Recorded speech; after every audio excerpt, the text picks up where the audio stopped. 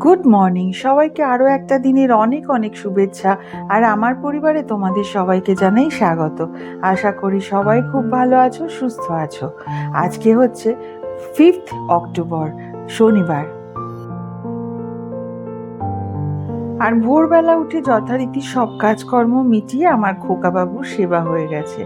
এত সুন্দর দেখতে লাগে শিউলিগুলো, সঙ্গে এই রকমভাবে ধূপদীপের গন্ধ। তাই তোমাদের রোজই একটু করে দর্শন না করালে ভাল লাগে না। খোকাবাবু আমার নতুন পাগড়ি পরেছে আজকে।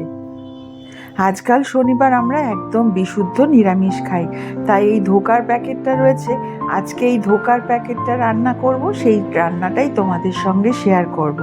এই ধোকার প্যাকেটটা না খুব তাড়াতাড়ি হয়ে যায়, এমনিতে তো ডাল বেটে ডাল ভিজিয়ে একটু হলেও ঝামেলা রয়েছে, এইটায় তেমন অতটা ঝামেলা নেই।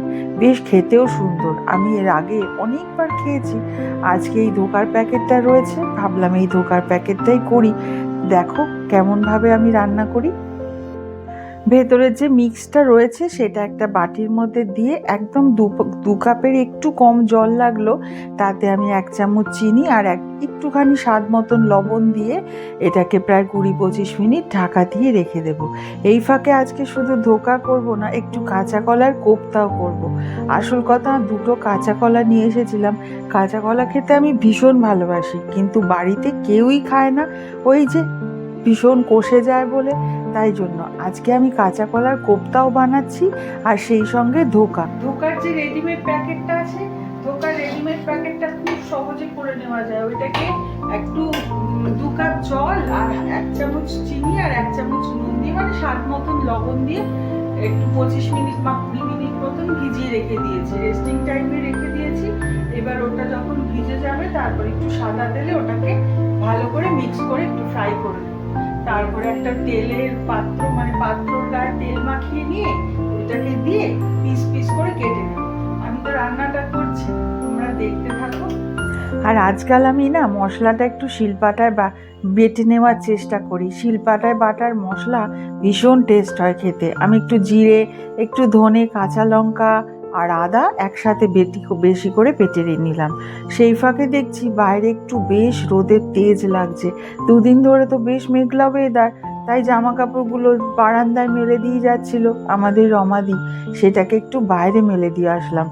কারণ কি, একটু যদি জলটাও ঝরে যায় বা একটু টেনে যায়, আমি খুব একটা বাইরে এখন মেলছি না। কেন, কখন যে ঝুম করে বৃষ্টি নেমে যাচ্ছে বুঝতেই পারছি না, এবার দৌড়ে আসতে আসতে পড়েই যেতে পারি। তাই জন্য এখন একটু দিয়ে আসলাম, আবার চলে আসলাম রান্নাঘরে। একটু তেল গরম করে এইবার যে মিক্সটা ছিল সেই মিক্সটাকে দিয়ে দিলাম। তার আগে আমার কাঁচা কলার কোপ্তা রান্না হয়ে গেছে, এইবার আমি ধোকাটা রান্না করব। আর আমাদের এখানে পুজোর একদম ঢুকেই গেছে, মোটামুটি পুজোর তোড়জোড়। সারা ঘরের চারপাশ দিয়ে কাজ হচ্ছে। টুনি বাল্ব লাগিয়ে দিয়েছে, টুনি বাল্ব মানে মহালয়ার দিন থেকেই টুনি বাল্ব চলছে। তোমাদের তো আগের দিনই দেখালাম। আর আজকে না সকাল থেকে ঋষি আমাকে বলে যাচ্ছে সারপ্রাইজ আছে, সারপ্রাইজ আছে। তাই খুব এক্সাইটেড লাগছে, রান্নাটা তাড়াতাড়ি সেরে ফেলি, কখন সারপ্রাইজ দেবে। আর সারপ্রাইজ শুনলে না সবারই মনের মধ্যে বেশ আনন্দ হয়। কিসের সারপ্রাইজ, খুশির একটা সারপ্রাইজ হলে তো দারুণ ব্যাপার। এই যে আমি পুরো এইটাকে মিক্সটাকে ভালো করে তেলের মধ্যে একটু পাক দিয়ে নিয়েছি, তারপরে এইটার মধ্যে চাটুতে তো একটু তেল মাখানো ছিল, সেটার মধ্যে একটুখানি দিয়ে ওটা একটু ঠান্ডা করে নিয়েছি, তাতেই শক্ত হয়ে যায়। এবারে আমি বরফির আকারে কেটে নিলাম। আর এই কয়দিন যে কিভাবে আমি ভিডিও বানাবো বুঝতে পারছি না, কারণ সারা দিন তো গান চলছে। হয়তো আমাকে মধ্যরাত্রে ভয়েস দিতে হবে, তবে মধ্যরাত্রেও এখানে গান চালিয়েই রাখে। গান চালিয়ে রাখলে তো আমি বুঝতেই পারছি না। যাই হোক, চেষ্টা তো করব, কেমন করে করব সেটা আমি নিজেও জানি না। আর জানো তো, যেই কয়দিন পুজো চলে এত ঢাকের আওয়াজ, কারণ আমাদের তো একদম দোরগোড়ায় পুজো, এত ঢাকের আওয়াজ হয় যে আমরা ঘরের মধ্যেই কথা বলতে পারি না। আর দেখো আজকে না আমি ব্লিঙ্কিট থেকে সমস্ত জিনিস আনিয়েছি মাসের, যা লাগে টুকিটাকি। কারণ মুখার্জি মশাই তো একদম সময় পাচ্ছে না, দোকান থেকে ভারী মাল টেনে আনা আমার পক্ষে সম্ভব হবে না। অবশ্য চাল ঠালগুলো নিয়ে এসছি আমি রিক্সা করে, রিক্সা ভাই আমাকে সমস্ত টেনে দিয়ে গেছে। কিন্তু বাকি যা নেব সেইগুলো আজকে অনলাইনেই আনালাম। এমনিতে আমি দোকান থেকেই বেশি পছন্দ করি নিয়ে আসতে। কেন বলো তো, সেই দিন না ঋষি ডিম আনালো, আমি বললাম ওকে 30টা ডিম আনা, সেটা পড়লো আমার 255 টাকা। কিন্তু দোকান থেকে আনি আমি হয় 180 কিংবা 190 টাকা। কতটা কম আর কতটা ডিফারেন্ট বলো? তাই জন্য মনে হয় যাই দোকান থেকে গিয়ে কিনে নিয়ে আসি। জিরে তেজপাতা ফোড়ন দেওয়ার পরে ক্যামেরাটা যে কখন অফ হয়ে গেছিল এই চক্করে, যে বুঝতেই পারিনি। ওই তারপরে জিরে বাটা আদা বাটার মশলাটা কষিয়ে নিয়েছি।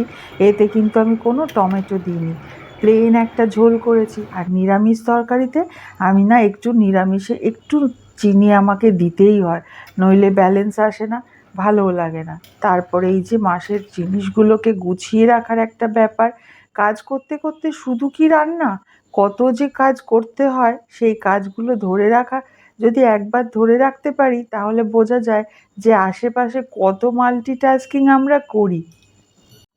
কখনো বোতলগুলো ভরে নিই, এই জামা কাপড় দিয়ে আসলাম, এবার এই মালগুলো গুছিয়ে রাখা, তারপরে আবার রান্নাঘরকে সাথে সাথে আমি ক্লিন করতে থাকি। নইলে না যতক্ষণে রান্না শেষ হয় ততক্ষণে আর ইচ্ছে করে না বাকি কাজ করতে।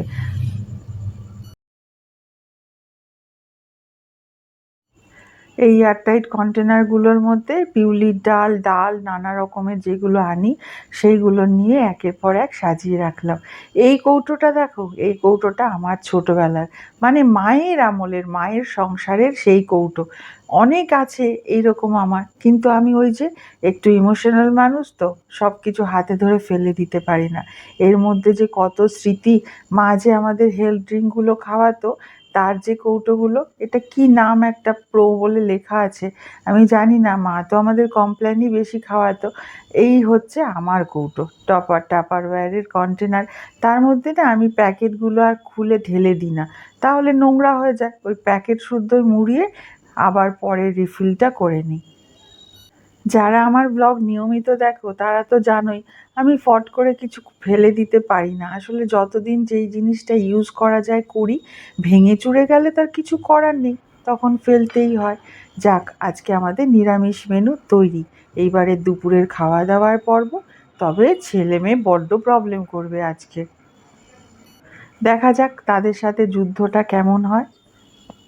জানলা দিয়েও টুনি বাল্ব জ্বালিয়ে দিয়েছে, বেশ একটা পুজোর আমেজ লাগছে। আজকে আমি পাখাও চালাইনি, কিন্তু অতটা গরম লাগছে না। সন্ধেবেলায় আমার পুচকু সোনা খোকাবাবু, খোকাবাবুর পাগড়িটা দেখো, নতুন পাগড়ি পরেছে। আর এই যে খোকাবাবুর নতুন জামা কাপড়। আর এখন আমি আবার রান্নাবাড়ি করি। রান্নাবাড়ি আজকে যা ঝামেলা হয়েছে না, ওই যে কোপ্তা কারি করেছি আর ধোকার ডালনা করেছি, সেটা পছন্দ হয়নি আমার খোকাবাবুদের। তার জন্য এখন আবার একটুখানি ছানা রয়েছে, এতটুকুর মতন ছানা, 1 কিলো দুধ এনেছিলাম, কিন্তু দুধ আবার আমাকে একটু খেতে বলেছে হরলিক্স দিয়ে। তারপরে ঋষি একটু খেয়েছে করে দুধটা কম পড়ে গেছে, ছানা অল্প একটু রয়েছে, সেই ছানাটা দিয়ে আমি ভাবলাম একটু কোপ্তা কারি করে নিই। আর একটু বাদেই আমার নাকি সারপ্রাইজ আসবে, তো ব্লগটাও তো এখানেই শেষ করতে হবে। তোমাদের বাইরের এই অংশটা দেখাই, কি ভালোই যে লাগছে, ওই যে আমাদের দুর্গাপুজোর মণ্ডপটা, আর সারা চারদিকে টুনি বাল্ব জ্বলছে। এই দেখতে দেখতে ভিডিওটা শেষ করি, কেমন লাগলো অবশ্যই জানিও। নিজেদের অনেক খেয়াল রেখো, সুস্থ থেকো। আর লাস্টে দেখতে থাকো আমার কি গিফট পেলাম ঋষির থেকে। এই আজকে আমাকে একটা কি সারপ্রাইজ দেবে ঋষি আর তিতুন মিলে। ঋষি আমাকে একটা গিফট দেবে বুঝতে পারছি না, আমাকে ঘরে আটকে রেখেছে। এবার আমি জানি না কি বলছে, সকাল থেকে বলছে ভ্যাকিউম ক্লিনার। আমি না সেই মোমেন্টটা ধরে রাখতে চাই, তাই ক্যামেরাটা অন করলাম। হ্যাঁ ঠিক আছে, খুব মজা লাগছে। একবার বলছে ভ্যাকিউম ক্লিনার, আমি বললাম আমাকে একটু আগে বলতে পারতিস যে আমি তো ভ্যাকিউম ক্লিনার চাই না, আমার কি হবে ভ্যাকিউম ক্লিনার দিয়ে। দেখি কি নিয়ে আসে, দেখি দেখি।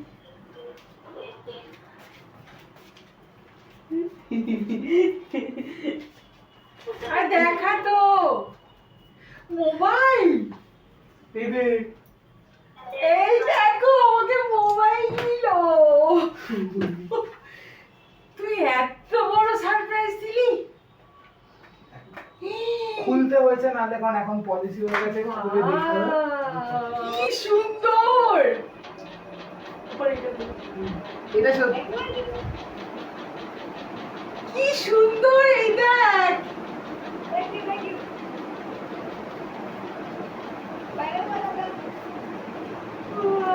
দিশি দিশি আয় আয় আয়। তুই এত বড় সারপ্রাইজ দিলি। I love you, love you. আয় তোকে একটা দিল, আয় আয়।